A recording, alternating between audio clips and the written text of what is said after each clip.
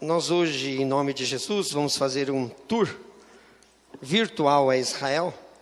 E eu queria saber o seguinte: quando a gente faz uma viagem internacional, nós precisamos do passaporte, né? Porque se não tiver o passaporte, a Polícia Federal nos barra, né? E aí não dá para nem sair nem entrar no outro país.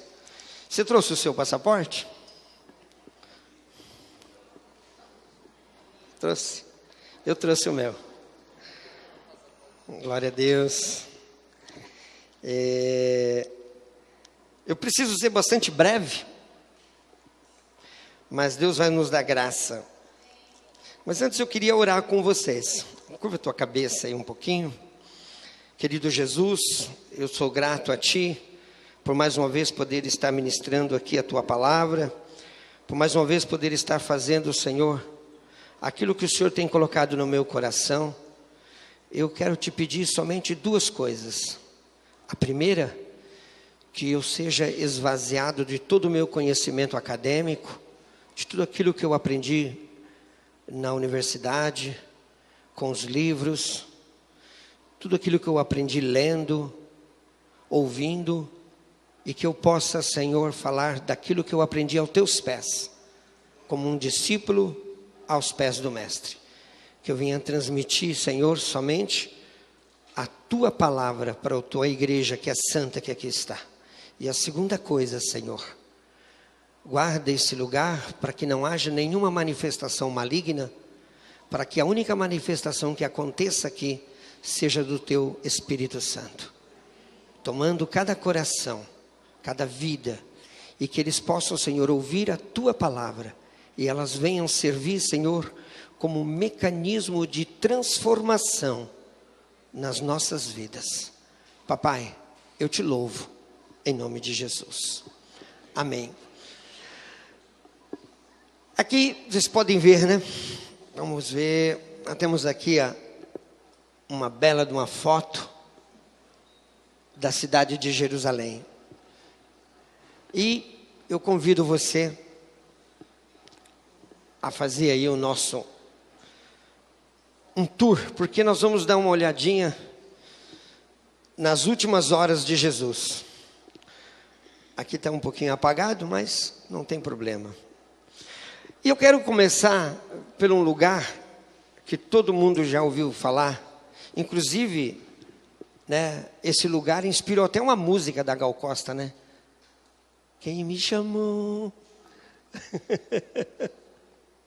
Até inspirou, né? Quero começar por um lugar chamado Betânia. Mas antes de eu começar por Betânia, eu quero falar um pouquinho da nação de Israel.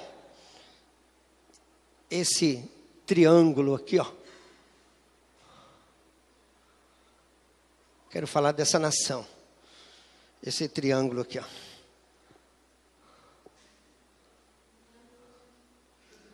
Tá? E o país ele tem 550 quilômetros de norte a sul. De sul a norte ou de norte a sul, ele tem 550 quilômetros. E na sua maior extensão, ele pega 70 quilômetros. Lembrando que Israel, politicamente, existe uma certa disputa territorial, porque nós temos aqui a faixa de Gaza. Quando vocês ouvem na televisão, a faixa de Gaza, né? E também temos aqui os territórios ocupados, né? Que eles chamam de Cisjordânia.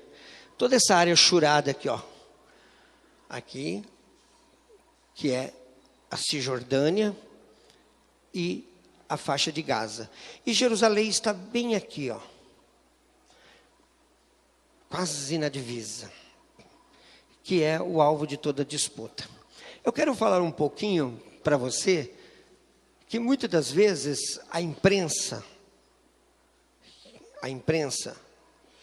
que é sensacionalista, quando traz notícias de Israel para cá, traz notícias distorcidas, que a violência não é tanto assim. Eu costumo andar em Israel à noite, pelas ruas de Jerusalém, na Jerusalém antiga, na cidade velha. E às vezes eu estou num hotel pela Redondeza, e eu saio do hotel à noite e vou até o cótel, até o muro, sozinho, para orar no muro. Vou e volto. Eu não tenho problema algum, nunca me roubaram nada. Nunca fui abordado, exceto pela polícia, né? Às vezes eles param, você, cadê o documento? Você mostra o documento. E isso é bom porque você se sente seguro. Eu não sei andar sozinho em São Paulo, eu tenho medo de andar sozinho na Lapa. Em Pirituba, o bairro onde eu moro. Eu tenho medo. Pois em Israel eu me sinto seguro. E se você pretende Israel e tem medo porque a imprensa fala besteira e chega para cá notícias torcidas que não são verdadeiras, fique sabendo, são maioria mentiras. Israel é violento, mas São Paulo é mais violento. Eu estava em Israel na época em que Israel bombardeou aqui a faixa de Gaza, vocês se lembram? Eu estava aqui no Meguido, na região do Meguido. Morreu mais gente em São Paulo naquele dia, vítima da violência urbana, do que na guerra. Então, se você às vezes quer ir a Israel e tem medo, porque a imprensa fala de violência, esquece, é seguro. Isso eu te asseguro. Eu estou indo lá sempre. E eu vou e volto. E aí eu ligo para minha esposa e ainda falo, olha, não é dessa vez que você ficou viúva, viu? Ok.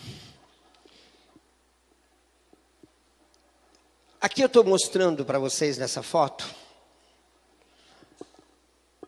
a esplanada do templo, com a mesquita de Al-Aqsa. E eu quero dizer que todos os edifícios da cidade são revestidos com essa pedra aqui, ó. Essa é uma pedra calcária. Por que é essa pedra? Pedra é o que mais tem lá. Isso não vai ter problema. Porque é interessante que no pôr do sol, quando você chega a Jerusalém, que você vem, faz o caminho do bom samaritano, você vem de Eilat, o ônibus sobe, lembrando que você chega lá em Eilat, você está no nível do mar, depois você desce até Jericó, a 400 metros abaixo, né? Mar Vermelho, Eilat, 400 metros Jericó, depois você sobe para Jerusalém. É por isso que a Bíblia fala é subir a Jerusalém, porque ela está em montes. E quando você atravessa um túnel moderno, na estrada moderna, aquele caminho eles chamam de caminho do bom samaritano. E você, é a tardezinha que você olha o reflexo do sol, a cidade fica toda dourada. É por isso que, não é, Terezinha? Tem aquela música, Yerushalayim Shel Zahav, Jerusalém feita de ouro. Porque você vê a cidade toda dourada. É a cidade do grande rei. E eu confesso para você que eu vou lá sempre. E toda vez que eu vejo aquela cena, eu choro. Eu choro como se fosse a primeira vez que lá cheguei. De emoção. Saber que lá é a cidade do grande rei, do rei Jesus.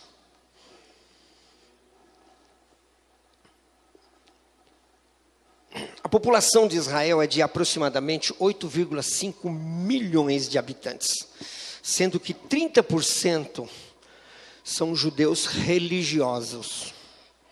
30% são judeus religiosos, 20% são árabes muçulmanos, 2,1% são cristãos das diversas correntes do cristianismo, quer seja católico, quer seja evangélico, copta, maronita, jacobita, tá? E 0,5% são de drúzulos. E o resto da população são ateus, não tem religião. Por que eu trouxe o quesito religião? Porque Israel é o único país do Oriente Médio, presta atenção, Israel é o único país do Oriente Médio onde você pode professar e exercer a sua fé sem ninguém te molestar. Ninguém vai te molestar, porque você tem a sua fé. Sendo que alguns países do Oriente Médio, você tem uma certa perseguição, velada, mas tem. Na Jordânia, tem uma perseguição. Uma ocasião eu estive na Jordânia e eu fui até um local chamado Igreja de São Jorge. São Jorge, o patrono dos corintianos. Quem é corintiano aqui? Não podia ser São Bento, né? Não, mas é São Jorge. O que eu fui fazer na igreja de São Jorge? Porque eu estava na Universidade Hebraica em Jerusalém e eu fiquei sabendo que lá tinha um mapa num piso de uma igreja da época bizantina, isto é, do quarto século. É o mapa mais antigo de Jerusalém. E eu não perdi tempo. Desci para Jericó, atravessei a fronteira, peguei um táxi, fui até a igreja. E lá eu encontrei um padre. Entrei na igreja, um silêncio sepulcral. Você ouvia o bater das asas da borboleta. E dali a pouco, aquele silêncio tétrico. Eu vi uns passos. Eu procurei, veio um frade, sem o capuz, todo de marrom. E eu, com toda a minha arrogância de pastor ocidental, protestante, eu quis debochar dele. Por que São Jorge? E ele contou a história. Quem foi Jorge? Foi um herói romano. Ele era romano, um general, que quando os cristãos saíram, foram expulsos de Jerusalém nos anos 70, eles se migraram para aquela cidade. E lá fundaram uma comunidade cristã. E Jorge foi lá para matar os cristãos. Ele tem uma história semelhante com a do apóstolo Paulo. No meio do caminho ele encontra Cristo. Só que Paulo ele continua evangelizando. Roma mata Jorge. Por isso tem o cavalo, o dragão, tudo mais. E ele me mostrou o piso. E ele contou que existe lá na Jordânia uma perseguição tamanha, que você talvez não venha acreditar. Que quando se tem uma criança, numa casa de cristãos, de criança de 4, 5 anos de idade, os árabes muçulmanos invadem a casa, matam os pais. E a polícia, como também é muçulmana, não investiga e arquivam o caso. E o que os padres lá fazem? Quando eles ficam sabendo, eles correm para raptar essa criança, antes que os muçulmanos rapitem essa criança e mandam para um orfanato muçulmano e se torna mais um muçulmano. Mas ele faz isso antes para ele se tornar um cristão. Nós temos irmãos morrendo na Jordânia por amor a Cristo.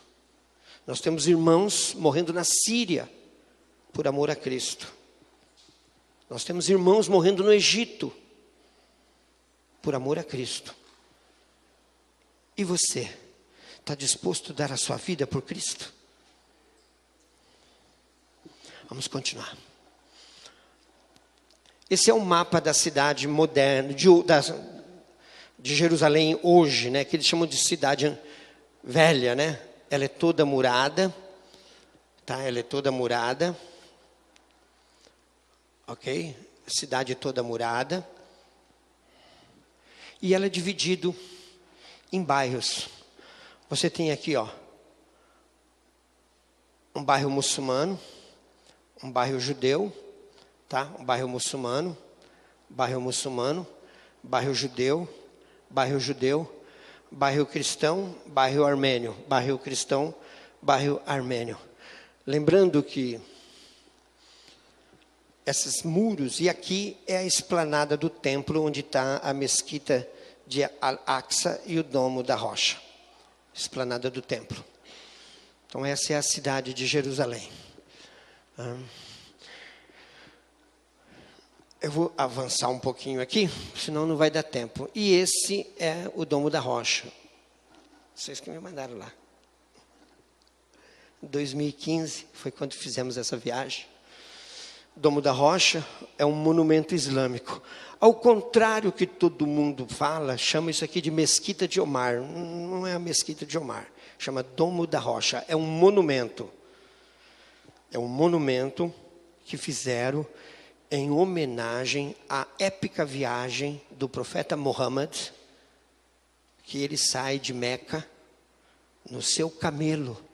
Em uma noite, ele vai até esse local. E depois ele é assunto aos céus. Ele recebe o Corão. Ele desce. Depois ele volta para Meca. Em uma noite. O seu camelo era supersônico. 1.350 quilômetros. O camelinho faz em uma noite. A gente debocha. Mas quando a gente fala para eles que Jesus morreu e ressuscitou, eles debocham também. Então, por que foi feito esse monumento aqui?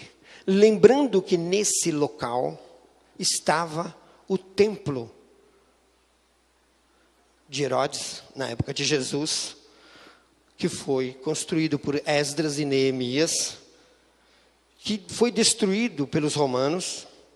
Antes dele estava o templo de Salomão, que podemos chamar de Beit HaMikdash, em hebraico, Beit HaMikdash. E, segundo a tradição judaica, talmúdica judaica, foi nesse local onde foi colocado a pedra fundamental, onde Deus fala, Bereshit bara Elohim et hamim ve'et haaretz. No princípio criou Deus céus e terra, e a terra era sem forma e vazia. Foi ali o local onde Deus criou Adão. Então esse local é muito importante, não só para os judeus, não só para nós, mas também para os muçulmanos, porque eles acreditam que foi desse local que o seu profeta Muhammad foi assunto aos céus e volta. Se é verdadeiro, se não é o que eu quero discutir. Eu quero discutir, porque de repente eu vou ter muçulmanos aqui. Eu quero discutir que em 691, uma mesquita octagonal com uma cúpula foi construída sobre as rochas, chefiada pelo califa Abd al-Malik, ficando o santuário conhecido como Domo da Rocha, Qubat as-Sakha. Sua cúpula em si foi coberta de ouro somente em 1920. Ela só foi coberta em 1920. Isso é ouro, viu, pessoal?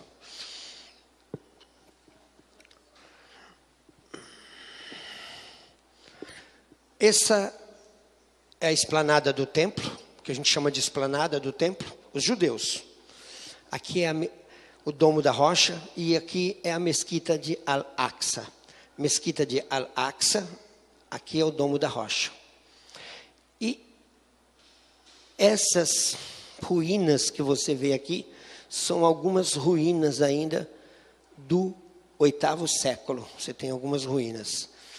Aqui você tem o muro, esse muro que foi feito aqui, ó, esse muro foi feito mais ou menos quando o Brasil foi descoberto em 1500, entre 1503 a 1515, estavam construindo esse muro aqui, ó, aproveitando os restos da demolição do antigo muro que tinha. E esse local aqui, ó, é o Vale do Cedron. É um rio seco. Na época dos reis, Davi, talvez pudesse até no inverno ter água, mas hoje é seco. E tem uma estrada, né, uma rodovia. E para o lado de cá, essa foto foi tirada de cima do Monte das Oliveiras. Estava no Monte das Oliveiras quando essa foto foi tirada. Ok? E eu tenho um detalhe aqui da mesquita de Al-Aqsa, né? Eles estavam na época do Ramadã, quando eu tirei essa foto, a mesquita de Al-Aqsa. E aqui vocês podem ver que você tem aqui umas silhuetas de umas portas em arco. Vamos ver se essa foto aqui não dá para ver direito. Aqui, ó, uma silhueta de umas portas e umas ruínas de uma escada. Você sabe o que foi que aconteceu aqui nessas escadas? Quem já leu o livro de Atos dos Apóstolos? Glória a Deus. Tinha 2 apóstolos. Vamos ver se vocês sabem o nome. Eu vou contar a história. Vamos ver se vocês sabem o nome do apóstolo. Não me deixe ficar com vergonha. Eles tinham um cara lá. Me dá uma esmola. Me dá uma esmola. Aí um deles falou assim: não tenho ouro nem prata, mas o que eu tenho eu te dou. Em nome de Jesus o Nazareno, levanta e anda. Quem foram? Que povo bom de Bíblia, glória a Deus. Esse povo é bom, hein? Pedro e João. Isso, eles, aqui ó, nessas escadas aqui, ó. Está lá as ruínas ainda. Vamos continuar. Essas ruínas aqui, as ruínas, aqui ó, com mais detalhe as portas, né? Com mais detalhe. As portas para vocês. E essas ruínas aqui é da destruição do templo da época de Jesus, do 1º século, que estão lá. Agora, Jesus, ele começa lá em Betânia. E aqui tem um texto que eu coloquei para você, eu não vou ler para não demorar muito, mas eu tenho aqui a igreja de Lázaro, Marta e Maria. A igreja de Lázaro, Marta e Maria. E aqui a suposta túmulo de Lázaro. Por que eu coloquei isso para vocês? Porque eu quero trazer para vocês o evento de Jesus na casa de Lázaro ou de Simão, leproso, que de repente pode ter sido parente de Lázaro, numa cidade chamada Betânia. Só que em hebraico, essa palavra, são 2 palavras. Bet-ania. Bet, casa. Ania, pobre. Casa do pobre. Lázaro morava num lugar chamado Casa do Pobre. Hoje, esse lugar chama Lazaria, em árabe. Lazaria. E o que aconteceu lá nesse jantar, nesse evento? Jesus estava na mesa e chega uma das irmãs de Lázaro, quebra ali um unguento, um vaso de alabastro, de mármore, alabastro, é uma pedra, com um bálsamo, e derrama nos pés de Jesus. E unge Jesus com aquilo. Do que era feito esse bálsamo? Esse óleo? Esse perfume? Segundo alguns especialistas, e eu tive a oportunidade de ver uma amostra na Faculdade de Botânica da Universidade Hebraica de Jerusalém, é uma planta rara, que era colhida nas colinas de Gileade. Que eles tinham que sair, colher, e depois aquilo macerava e fazia um óleo. Caríssimo, caríssimo. Que só poderia estar na casa de Pôncio Pilatos, Herodes, ou nos palácios de Roma. Não podia estar numa casa de pobres. Mas o que fazia aquela quantidade de unguento, que segundo alguns especialistas valia a bagatela de $60.000? Pouca coisa, né? Pouca coisa. $60.000. O que faria aquilo na casa de Lázaro? Então eu acredito que Lázaro, ele devia ser um produtor daquele unguento. Por isso que ele tinha aquilo em abundância. De repente, o que a irmã de Lázaro joga nos pés de Jesus foi a produção de um mês inteiro. O que isso quer nos ensinar? O que isso quer nos ensinar? Você já parou para pensar? É porque quantos pregadores falam, né? Que ela derramou unguento, bálsamo, e enxugou com os cabelos, e flor, e faz tudo. Mas não começa a avaliar os valores. O que aquilo representava para aquela família. O evangelista não diz que Lázaro ficou. O que você fez? Pelo contrário, eles eram amigos. O Evangelho de Marcos fala que teve um dos discípulos, né, dos apóstolos, falou assim: poxa, que desperdício, não podia vender e dar para os pobres. Sabe o que isso quer nos ensinar?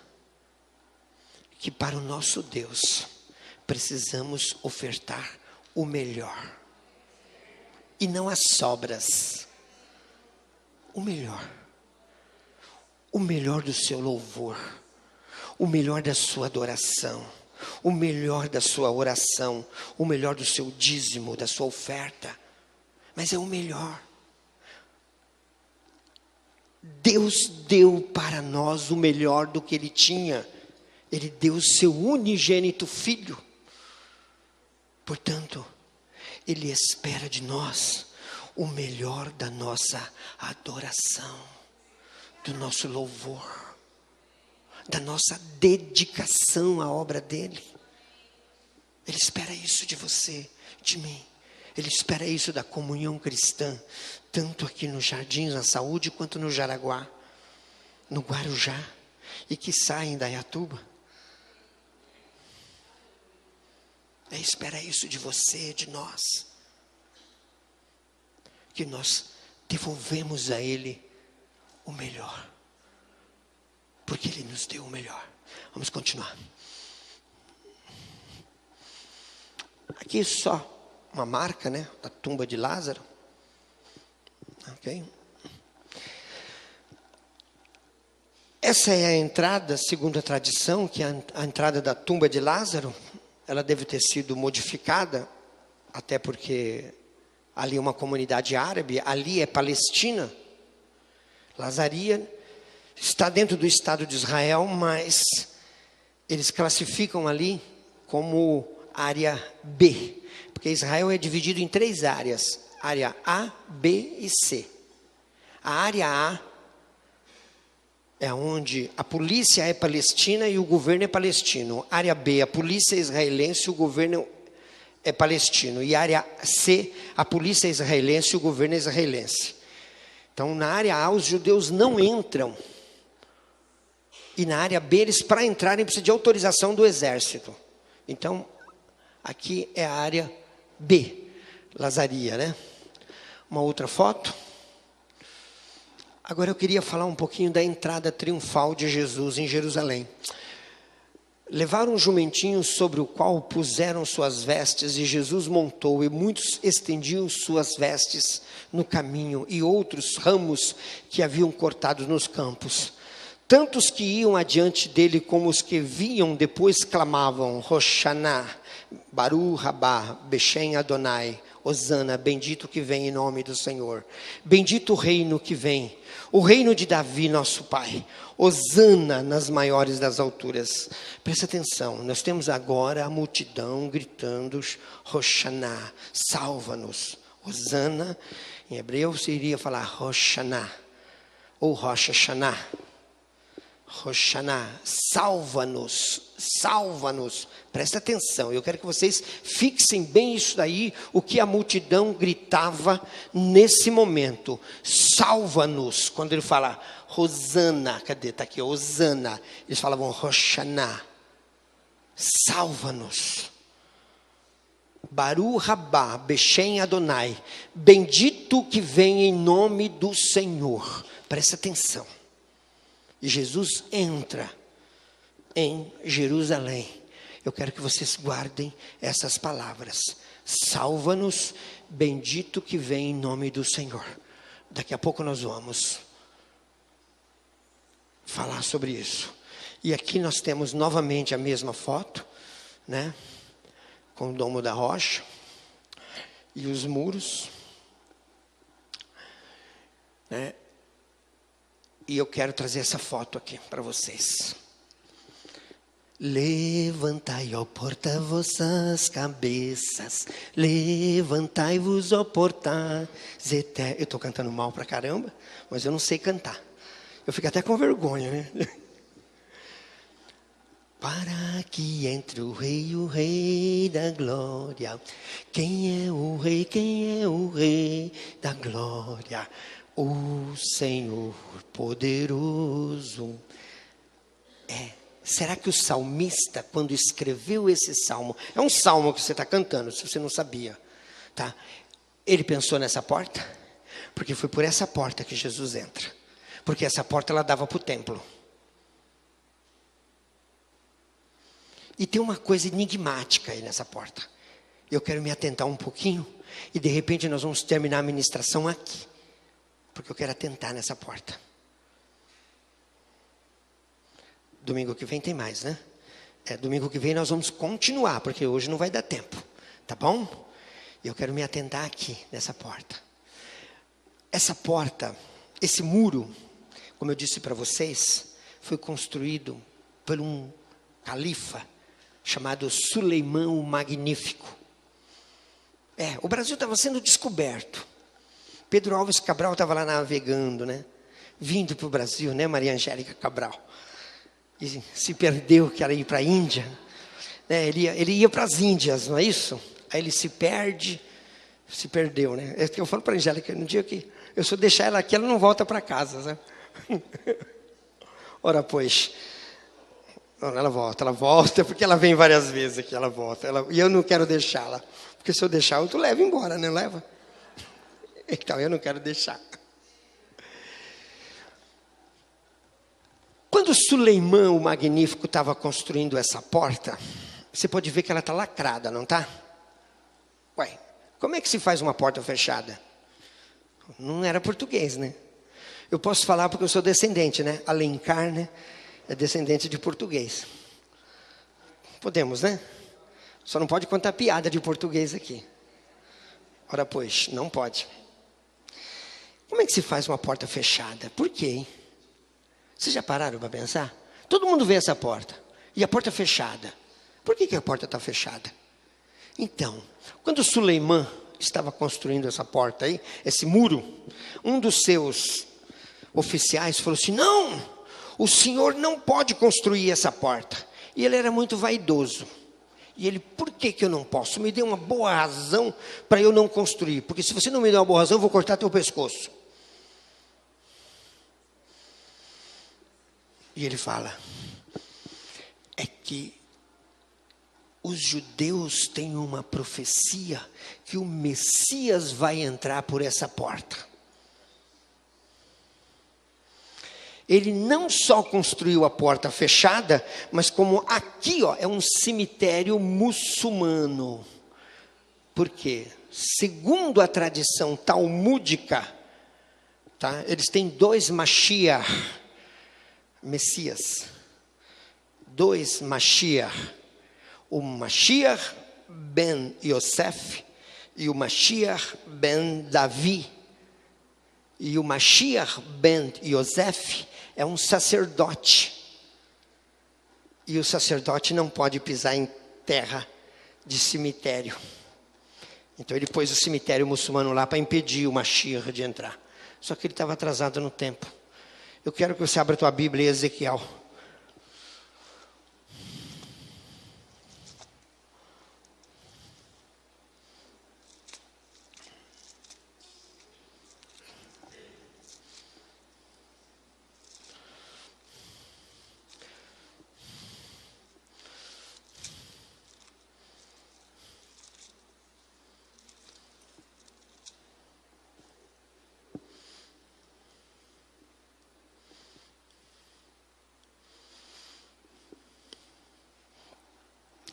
Jesus, ele entra, vamos pegar a sua Bíblia aqui, Ezequiel 40 e, acho que é 44, espera um pouquinho que nós vamos chegar lá. Ele entra por essa porta.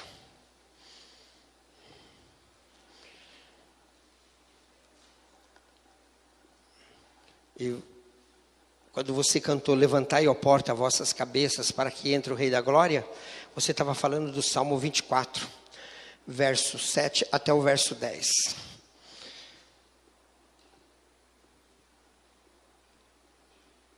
Falando dessa porta ainda, está vendo esse homem aí, barbudo? James Fleming. Em 1969, ele estava fazendo umas escavações aqui. Ele estava fazendo umas escavações aqui. 1969. Deixa a sua Bíblia aberta em Ezequiel aí. Umas escavações. E ele cai dentro de um buraco. Ele caiu dentro de um buraco. E ele tinha, em 69, não tinha aquelas máquinas digitais como tem hoje, né? Quem é de 69 aqui? Não tinha, era tudo de filme, né? Não era filme? E ele só tinha 3 poses. Tinha limitado. E ele caiu dentro de um buraco. E quando ele cai dentro de um buraco, ele viu ossos. Ele caiu dentro, aqui é um cemitério. Ele viu ossos. E ele viu uma coisa muito interessante. Essa é uma das fotos, essa foto que eu peguei de internet, viu, pessoal? Eu não tirei essas fotos. As outras todas eu que tirei, mas essa eu tive que pegar de internet, tanto essa quanto o Fleming lá. Ele viu esses ossos. E vocês reparam que tem um arco aqui, ó. Ó, ossos, reparem que tem um arco aqui, ó.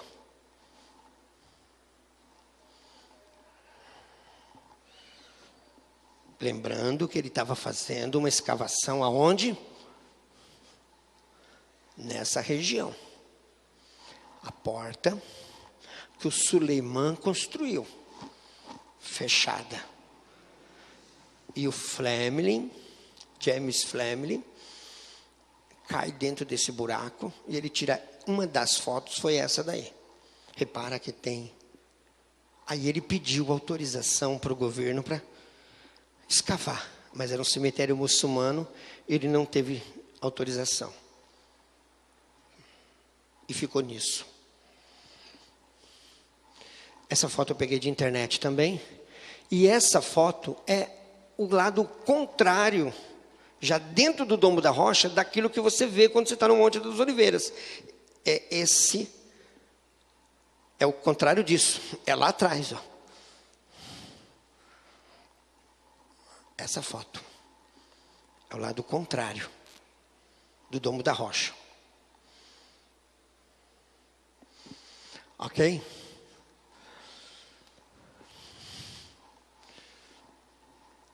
Essa porta ela pode ser chamada de Portão Dourado, Porta da Misericórdia, Porta da Vida Eterna. Tem vários nomes. Mas o interessante lá que em Ezequiel 44, que tem essa profecia aqui, ó, a partir do verso 1. E eu queria que você... Então, eu vou ler para você. Então, o homem me fez voltar para o caminho da porta exterior do santuário. Nós estamos falando de onde? Porta exterior do santuário. Ele estava vendo que porta? Vamos voltar? Essa porta. Certo?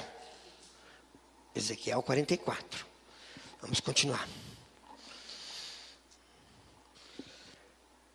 A qual estava fechada. Não é isso? Disse-me o Senhor, essa porta permanecerá fechada, não se abrirá, ninguém entrará por ela, porque o Senhor Deus de Israel entrou por ela, por isso permanecerá fechada. Então Suleiman, quando construiu a porta fechada, ele estava fora de tempo. Porque Deus já tinha dito e ele foi instrumento de Deus para cumprir a palavra de Deus. Deus usa os ímpios também, viu? Então é por isso que ela está fechada. Então não é porque eles eram portugueses. Vocês não são portugueses. Ele vai me pôr de banco. Era porque estava cumprindo a palavra de Deus. A porta precisava ficar fechada. Agora, seria coincidência? Hein? Será que é coincidência? Ou será revelação? Nós trabalhamos com um Deus profético. Nosso Deus é um Deus profético. O profeta Isaías diz que ele anuncia o fim desde o começo. Antes da porta ser fechada, ou melhor, antes da porta ser construída, ele já tinha dito que ela ia ficar fechada. Por quê? Porque Jesus entrou nela. Mas pastor, como Jesus pode ter entrado nessa porta? Jesus é do 1º século e Suleimã é do 16º século. Está em incoerência as datas aí. Calma, não tem incoerência não. Vamos lá, aqui. Eu coloquei para vocês uma representação artística de como era a porta e como é hoje a porta. Presta atenção. Eu tenho aqui 1, 2, 3 estratos arqueológicos. Na arqueologia, nós chamamos isso de estratos arqueológicos. Tá? Nós temos 3 estratos aqui. Ó. Nós temos a reconstrução da época de Esdras e Neemias, ou Esdras e Neemias, tá vendo? Depois nós temos aqui, ó, uma construção da época de Herodes. O local aonde o James Fleming caiu foi aqui, ó. Lembra do arco da foto que eu mostrei para vocês? Lembrem do arco, ó. Ó, aqui. E essa é a porta que a gente vê hoje. Então Jesus entra por essa porta. Então tem uma porta lá que não deixaram escavar e ela está fechada. Então ninguém entrou por ela. E o outro do Suleimã constrói fechada. É coincidência? Ou é profético?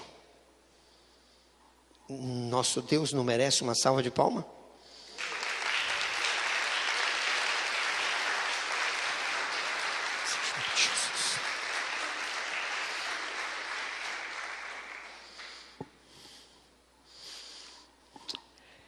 Eu quero mostrar aqui para vocês uma mikve.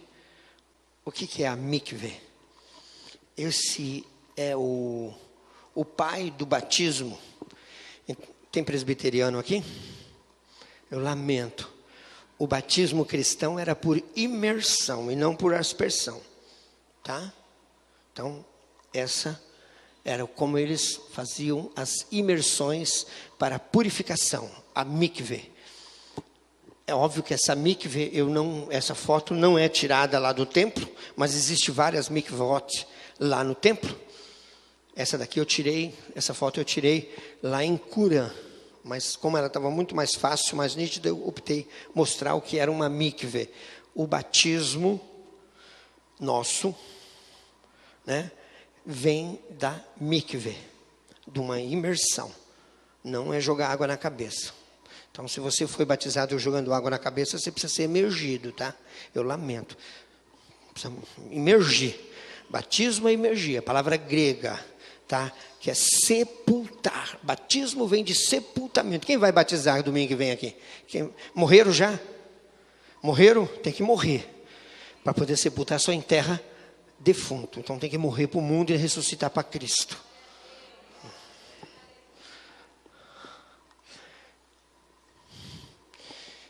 Agora, vocês se lembram que Jesus, quando ele entra no templo, ele desce o sarrafo em meio mundo lá? Não bateu um bocado de gente? Expulsou os vendilhões? Aqui, ó. Eles ficavam nesse lugar aqui, ó. Porque aqui era uma entrada, havia uma escada que subia aqui, ia lá para o templo. Aqui, ó, é uma rampa que vai hoje para a esplanada do templo. Aqui e existia aqui na frente um arco. Aqui, ó, existia aqui na frente um arco na época de Jesus. E aqui, ó, era o local onde os vendilhões ficavam. E por quê? A gente acredita, né? Os arqueólogos acreditam, nós acreditamos que seja o local de entrada do povão, né? Do adorador. Porque você tem aqui nesse lado de cá, não deu para fazer nas fotos aqui, né? Do lado de cá, várias mikvot. Mikve é singular, mikvot é plural. Vários tanques daqueles que vocês viram, para o quê? Para imergir. Porque o que acontecia? O que acontecia? Não podia subir no templo de qualquer jeito. Você tinha que estar purificado ritualmente. Então você tinha que fazer a mikve. Até hoje, ainda no judaísmo, se faz a mikve, principalmente as irmãs, né, após o ciclo menstrual, elas fazem a mikve na sinagoga. Toda sinagoga tem uma mikve. Até hoje eles ainda fazem. Mas naquela época, tanto homens quanto mulheres faziam a mikve. Aí eu trago para vocês a figura de João Batista. João ou Batista, não é? Batista não era o sobrenome dele. O sobrenome dele não sabemos. Sabemos que ele chamava João, Yohanan. Mas o sobrenome não sabemos. Nós o conhecemos como Batista porque ele batizava. Era o ato dele, João ou Batista, aquele que batizava. Agora, acontece um choque. João, ele era de uma cidadezinha incrustada nas montanhas da Judéia, chamada Enquerem. Existe até hoje esse local. Enquerem. Vamos lá. De uma cidadezinha chamada Enquerem, que não está muito distante de Jerusalém. Que não está mais do que 10 quilômetros. Bem mais, uns 4 quilômetros, 5 quilômetros. Enquerem. Ele era de uma cidadezinha, filho de sacerdote. Obviamente, se ele era filho de sacerdote, ele era um forte candidato para ficar aqui na regalada do templo, não era? Porque ele era filho de sacerdote. Como era o nome do pai dele? Quem se lembra? Vocês não lembram? Vocês não vão me fazer passar vergonha, vão?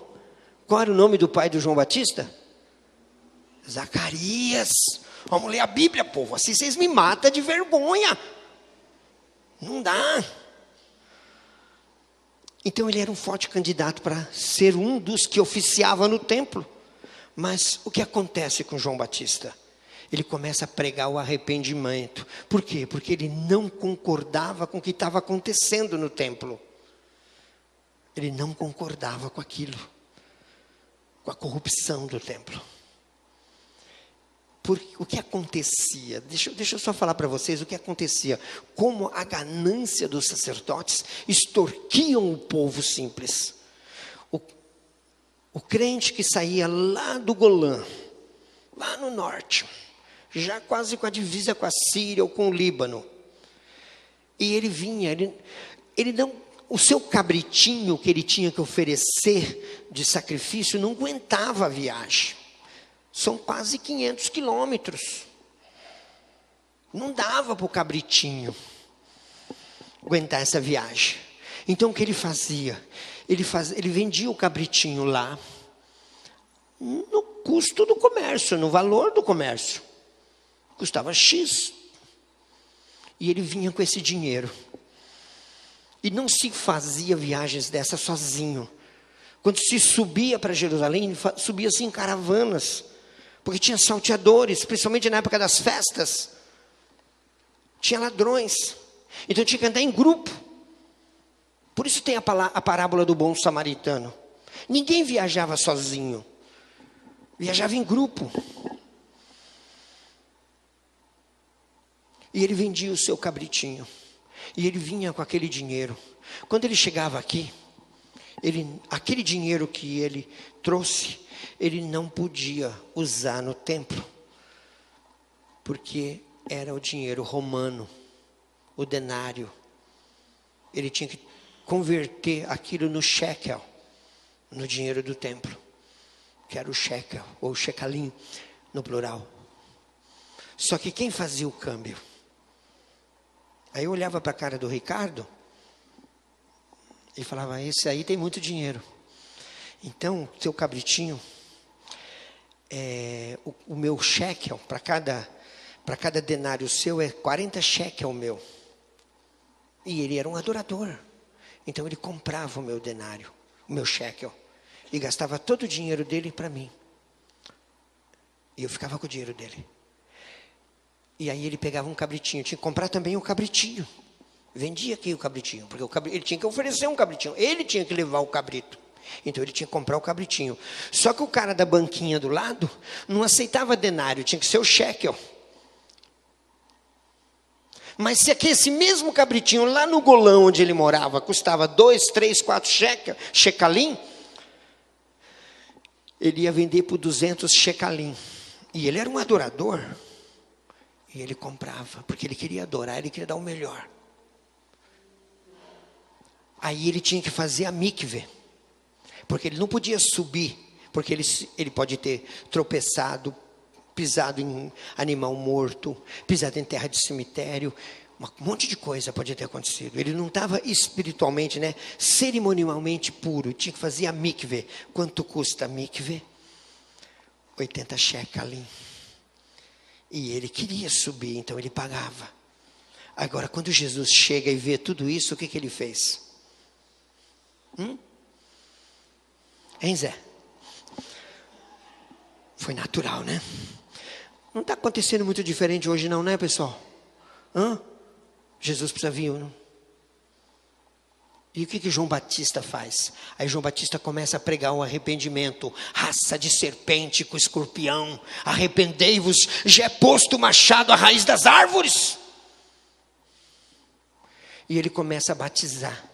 Ele começa a fazer a mikve, porque a mikve que ele fazia já valia para sempre. E enquanto que o crente fazia a mikve, tinha que todas as vezes. Então ele começou a mexer na economia do templo. Aí eles começam a perseguir João. Sabe para onde ele foge?